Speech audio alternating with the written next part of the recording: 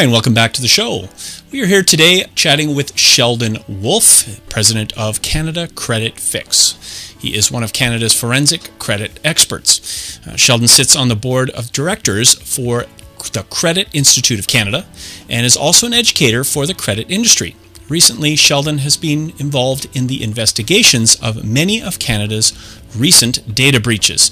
HRSDC, Canada Pension, Ford Motors, University of Guelph, Sony, PlayStation, and many more. So welcome again to the show, Sheldon. It's always great to have you on board. Thanks for having me. So we're going to look at data loss and your rights. And, as one of Canada's top forensic experts, what did you determine after your preliminary investigation into the HRSDC data loss? Well, it's quite alarming. We've had conversations with some of the people at the HRSDC. That's just to clarify who HRSDC is. They are the government, your federal government arm. These guys are involved with student loans for Canadians, and these are the investigation encompassed the loss of close to 600,000 Canadians' personal private information, including SIN numbers. So that's the scope of the investigation. What's even more alarming about it is all of it was preventable, or could have easily been preventable, and what's even more disturbing is some of the evidence that I've accumulated indicates that a lot of this information wasn't actually even lost or stolen or misplaced. A lot of this data might have actually been sold, which is frightening. Sold? Why is this data so valuable? Who would buy this? Consumer data is probably one of the most priceless commodities there is today. Your information, and not only for malicious purposes, not only for identity theft, but just your data, your information. If you look back to the years that this information was on their systems, this is what we call aged data, aged prime data, which means that most of these victims would now be in their mid-20s, early 30s, and they become a perfect prototype of sellable data. So who buys it? Marketing companies, companies that are in sell financial products, mortgage industry, banks. It's outright priceless. Especially you look and say, well, some of these guys must have bad credit. They didn't pay their student loans in a lot of cases. That's even more valuable, the bad data, because the bad data becomes purchased by companies who do marketing for trustees, debt settlement companies, etc., etc. So all data is priceless. Your data is priceless and worth thousands of dollars. I can't even tell you the value of this data would be close to $1 billion for 600,000 files. So we're talking about very valuable data. Absolutely. What could the HRSDC have done to protect Canadians better? They had a previous investigation, and they were given suggestions on how they could have provided better security, how they could have educated their staff better. There was a whole generated report just over the last few weeks here, and one of the things that was alarming was they did not take any of the suggestions, or I don't know if they didn't take any of them, but the important suggestions involving security and whatnot were simply ignored.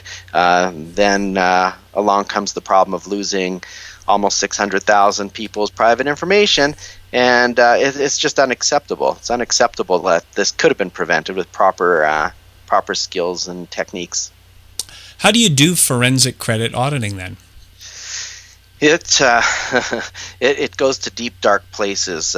First of all, you have to ask the question you asked: who buys this? And then you have to search, and you have to find who are the victims. Well, in this case, 600,000 Canadians were the victims, and that, believe it or not, represents a portion of the Canadian population in a certain demographic. So then you have to chase the data. You have to find out everyone that may have been a consumer how it would have left, who would have purchased it. In this case, there's data scrapers that are involved. We can usually we were contacted by hundreds and hundreds of these victims of the HRSDC, and we were able to trace back certain components to the internet where it could have potentially been sold. So nonetheless, whether it's conclusive that it was sold or whether it was simply mishandled, either one of those are not acceptable. So, but it's an entire forensic process we go through, and like I said, it's pretty comprehensive. So Sheldon, I understand that your company, Canada Credit Fix, has set up a program for all of these victims. It's also my understanding that the HRSDC and the University of Guelph have turned down your proposal to guarantee the safety of the victim's credit. Tell me more about this. I made a proposal to prove a point that how unwilling they were to change or to protect Canadians. I offered, I believe it was, this was several months back, something as silly as $1 a year per victim that they created, and they turned it down because they want to wash their hands, as far as I'm concerned. I've had some high-level talks with people, and they're not interested. They made a mistake. From my perspective, they want to sweep it under the rug and only deal with it if it becomes a problem. So if you become a victim of identity theft, then maybe they'll talk. But until that point, they're not interested in preventing it. They're more interested in dealing with the mess as it hits the fan, so to speak. And that's the impression I got.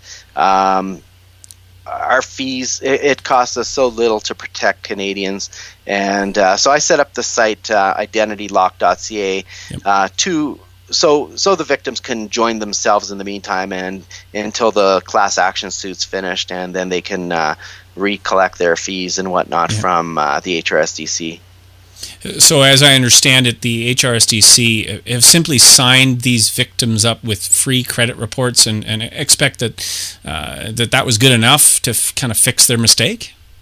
My view is they think that if you do the minimal and let people just see their credit reports and monitor themselves, and best of luck, and if there's a problem, we'll come talk to us then. Unfortunately, they created these high-risk consumers by their negligence, and they need to protect these people. Every single one of these is high risk. Every file that was kept or handled, and I'll go a step further.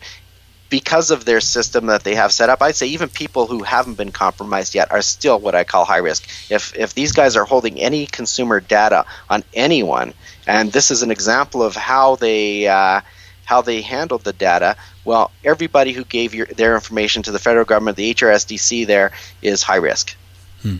What is the difference between the credit monitoring service that Equifax or TransUnion offers and what it is that you do?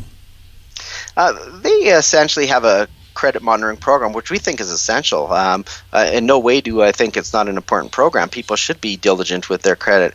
But credit monitoring, where you're looking at your own report, determining what's changed or what hasn't, and versus live monitoring, where we take the same credit report and have our forensic experts review it, check logarithms, check synchronization, check the internet for data leakage, and use our data scanners and grabbers and all that other forensic stuff that we do, takes it to a whole different level, because you can look at your credit report, and most Canadians will agree that they'll look at the credit report and look at it and say, hey, I'm looking at a credit report.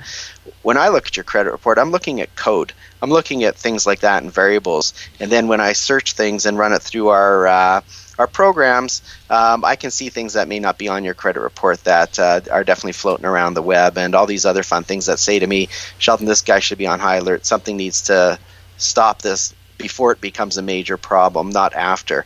I mean, prevention is the best cure, is what they say, right? Well, and it is quite scary. So what's the best way to protect yourself? Be diligent. Our company is set up to be low cost. It's people spend more money putting virus protectors on their computer, which protect their information on their computer and protect the safety of their computer, but they'll spend virtually nothing protecting themselves when it comes to their credit, which to me is the most important aspect of your life. Because, I mean, let's face it, nowadays you need credit for almost anything. And And here's the most important thing I have to say. When it comes to credit, when it comes to identity theft, it's not like it was 10 years ago. Today, it's not a matter of will you become a victim. Today, it's when will you become a victim.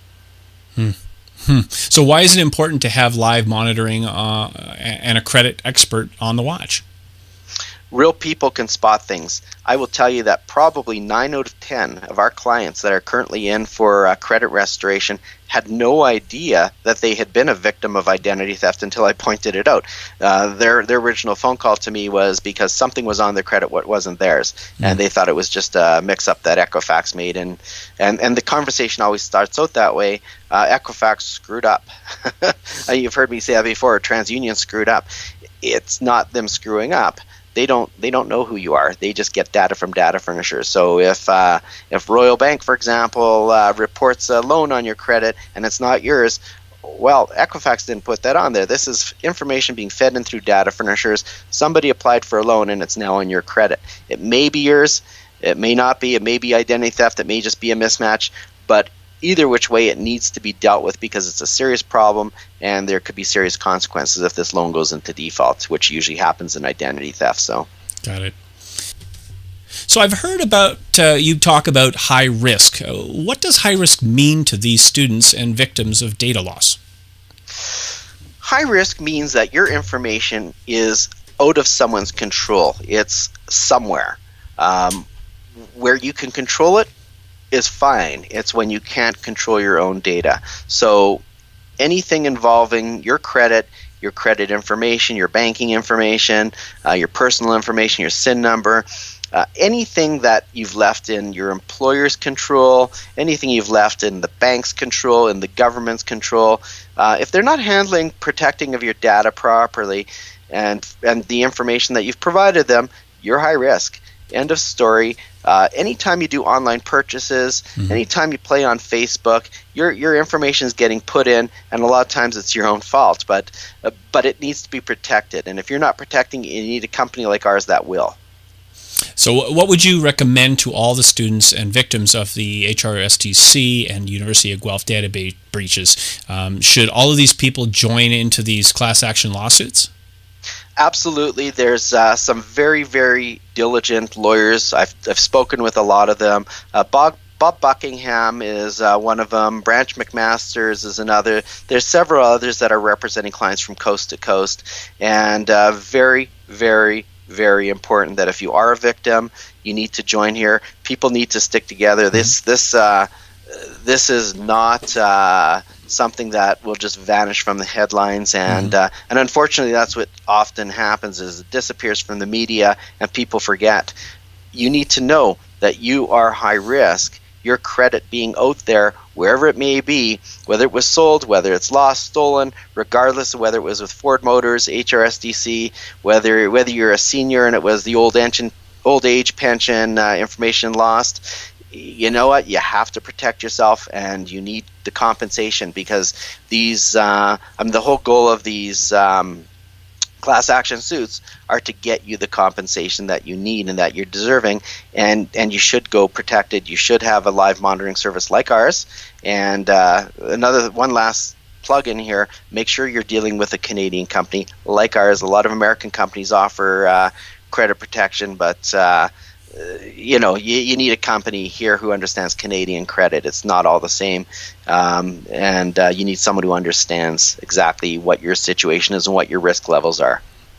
So essentially, identitylock.ca was set up as a portal for you to communicate best with Canadian consumers. Yeah, absolutely. We'll help you set up and become part of the class action suits. At the same time, we'll scan your credit, make sure that everything is secure, and if it's not, we'll be able to help with the credit restoration. Even if it looks nice and secure now, that doesn't mean in 6 months from now the data won't surface. And like I said, to me, it's not a matter of if you'll become a victim. It's a matter of when. It's inevitable. The way technology is going, the way data is going, and the way cybercrime is going, it's just simply a matter of when. And you better be prepared, and you better have somebody in your court who can fix this and clean this up and get you restored and back to normal. So that's what we're here for. Wow. Well, we certainly learn something new each time you step into the show. Thanks for coming out and do keep us informed on the HRSDC hearings and your proposal. Absolutely. Well, for more information on Sheldon's identity theft and credit monitoring programs, please visit identitylock.ca, or you can also get the information at www.canadacreditfix.com or by calling Sheldon at 1-866-530-3646. Thank you, everyone, for watching. See you again real soon.